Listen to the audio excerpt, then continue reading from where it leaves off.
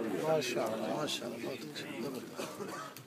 سبحان اللہ. اعوذ باللہ من الشیطان الرجیم بسم اللہ الرحمن الرحیم او کان کما کان رسول اللہ صلی اللہ سبحان اللہ. علیہ وسلم انا خاتم النبیین لا نبی بعدی صدق اللہ مولانا العظیم. سبحان اللہ. آج میں اس عالمی تاجدار ختم نبوت سنی کانفرنس کی انتظامیہ کو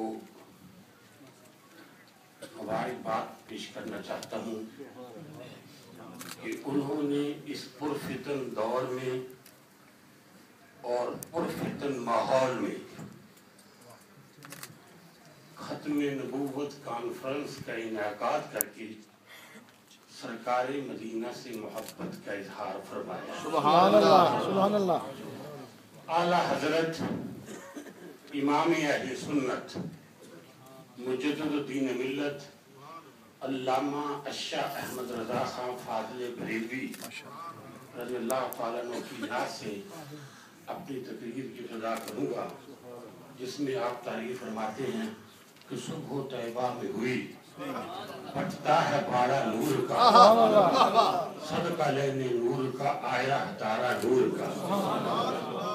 حضرت مفکر اسلام پیر طریقت صاحبزادہ پیر علامہ سید محمد عبد القادر جیلانی دامت برکاتہم العالیہ، حضرت علامہ پیر سید زید حسین شاہ صاحب نہایت واجب الاحترام علماء ذی وقار شمع مصطفی کے پروانو، السلام علیکم. آج دربی کی سرزمین پر ختم نبوت کانفرنس کا انعقاد اغیار کے دلوں میں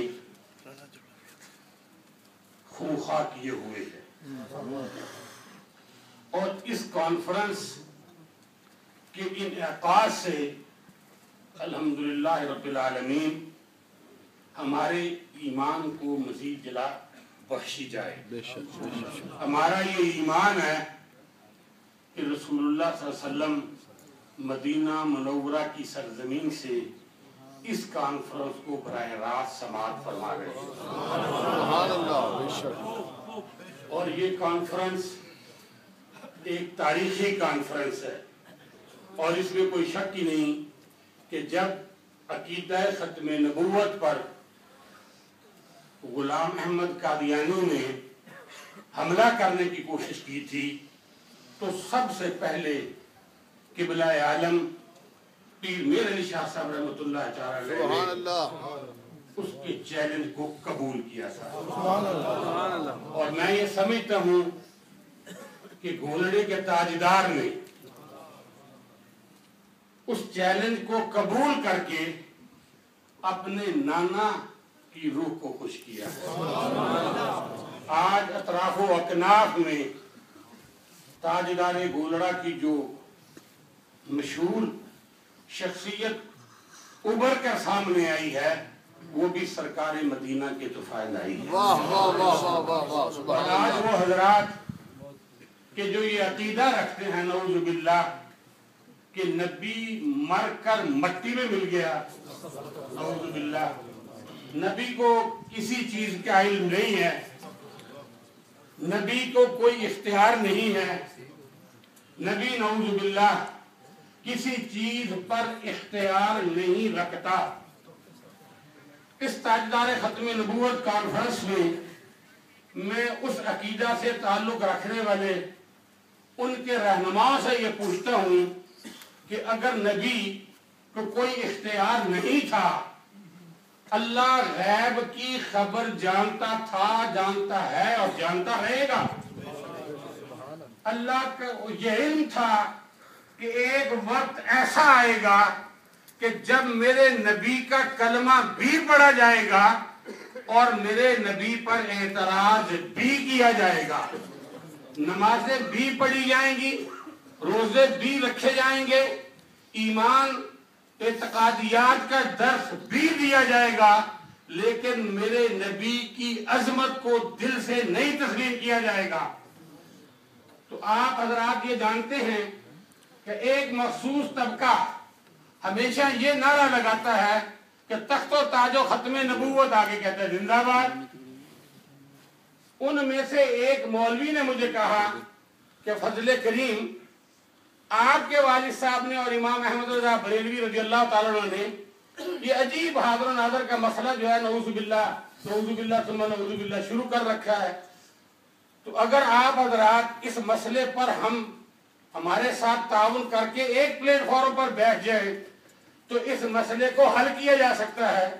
میں نے اس مولوی کو یہ کہا کہ مولانا مجھے یہ بتا دیں کہ آپ اپنے اجلاس میں یہ نعرہ لگاتے ہیں تخت و تاج و ختم نبوت زندہ باد، تخت بھی زندہ ہے، تاج بھی زندہ ہے، جس کے اوپر تاج اور تخت سجا وہ محمد مصطفیٰ کیسے مردہ ہو گئے؟ یہ بڑی قابل غور بات ہے۔ میں نے انہیں کہا کہ پہلے یہ فیصلہ کر لو کہ تخت بھی زندہ، تخت کو نسبت ملی محمد مصطفیٰ سے، سبحان اللہ سبحان اللہ، تاج کو عظمت ملی محمد الرسول نور مجسم سے، اللہ، شفیع معظم سے، رحمت دو عالم سے، ہادی برحق سے، اللہ کی شان کی مظہر سے یہ عزت ملی۔ تو میں نے کہا مجھے یہ پہلے بتا دو کہ یہ تخت تو زندہ ہو سکتا ہے اور تاج تو زندہ ہے، لیکن جس پر ختم نبوت کا تاج سجا وہ درجہ اولا زندہ ہے، وہ درجہ اولا زندہ ہے یا نہیں؟ کہتے یار آپ لوگ جو ہیں بریلوی، الحمدللہ مجھے اس پہ فخر ہے کہ میں امام احمد رضا بریلوی کے ٹکڑوں پر پلا ہوا ہوں۔ اللہ اللہ، واہ واہ واہ واہ، حضرت امام احمد رضا بریلوی کیا فرماتے ہیں؟ فرماتے ہیں جان و دل، ہوش و خرد سب تو مدینے پہنچے، تم نہیں چلتے رضا سارے تو فرما گیا۔ سامعین ذی وقار، آج عجب عجب فتنے جنم لے رہے ہیں۔ اللہ تعالیٰ وحدہ لا شریک ہے، تمام جہانوں کا پالنے والا ہے، وہ خالق ہے، وہ مالک ہے، وہ انبیاء کا مالک ہے، رسولوں کا مالک ہے، مخلوق کا مالک ہے، زمین و آسمان کا مالک ہے اللہ۔ اللہ جانتا تھا کہ ایک وقت آئے گا میرے نبی پر اگر درود پڑھا جائے گا یا میرے نبی کے شان میں جلوس نکلیں گے تو لوگ کہیں گے کہ یہ شرک ہے، نعوذ باللہ، اور بدعت ہے۔ لوگ کہیں گے کہ یہ شرک ہے